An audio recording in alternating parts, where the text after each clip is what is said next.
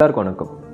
தமிழ்நாட்டில் வந்து 20% பீப்புள் தான் வந்து 80% பீப்புள் வந்து ரூல் பண்ணுறாங்கன்ற விஷயம் உங்களுக்கு தெரியுமா? இந்த 20% பீப்புள் வந்து நினச்சா என்ன வேணால் பண்ண முடியும். இவங்க தான் தங்களை வந்து ரூல் பண்ணிகிட்ருக்காங்கன்று மிச்சம் இருக்க 80% பீப்புளுக்கு தெரியவே தெரியாது. யார் இந்த 20% பீப்புள் தெரிஞ்சுக்கணுன்னா இந்த வீடியோ ஃபுல்லாக பாருங்கள். இந்த 20% பீப்புள் வேறு யாரும் இல்லை, சிறுபான்மையினர்னு சொல்லிக்கிற கிறிஸ்டியன்ஸ் அண்ட் முஸ்லீம்ஸ் தான்.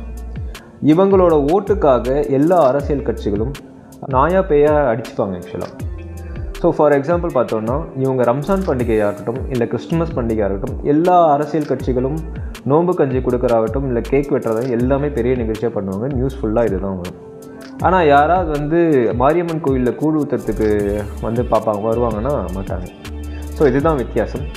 இதனால் என்ன பாதிப்பு அப்படின்னு கேட்டிங்கன்னா, நாளைக்கு ஏதாவது பிரச்சனை கிறிஸ்துவர்களுக்கும் இந்துக்கும் இல்லை பிரச்சனை வந்துச்சு, இல்லை இஸ்லாமியருக்கும் இந்துக்கும் பிரச்சனை வந்துச்சுன்னா கண்டிப்பாக எல்லா அரசியல் கட்சிகளும் அவங்களுக்கு தான் சப்போர்ட் பண்ணுவாங்க. ஏன்னா அவங்க ஓட்டு வந்து பஞ்சாக கிடைக்கும். உதாரணத்துக்கு பார்த்தோன்னா வந்து திருப்பரங்குன்றம் இஷ்யூ. என்ன தான் நம்ம பாரம்பரியம் இருந்தாலும், நம்ம வந்து பூர்வக்குடியாக இருந்தாலும், கோர்ட் வந்து நம்மளுக்கு சாதகமாக தீர்ப்பு சொல்லியிருந்தாலும், அது எல்லாத்தையும் வந்து டிஃபை பண்ணி அவங்களுக்காக அவங்களோட இன்ட்ரெஸ்ட்காக மட்டும்தான் நம்ம அரசு நின்றுச்சு. ஸோ அதனால் இது ஒரு எக்ஸாம்பிள் தான். நாளை பின்ன வேறு ஏதாவது பிரச்சனையாக இருந்தாலும் இந்த அரசியல்வாதிகளும் அரசியல் கட்சிகளும் அவங்களுக்கு தான் சப்போர்ட் பண்ணுவாங்க. அந்த மாதிரி நிலைமையில் நம்ம இருக்கும். ஸோ இன்னும் கொஞ்ச நாள் வந்து எலெக்ஷன் வரப்போகுது. புரிஞ்சுக்கோங்க, சிந்திங்க, வாக்களிங்க. நன்றி, வணக்கம்.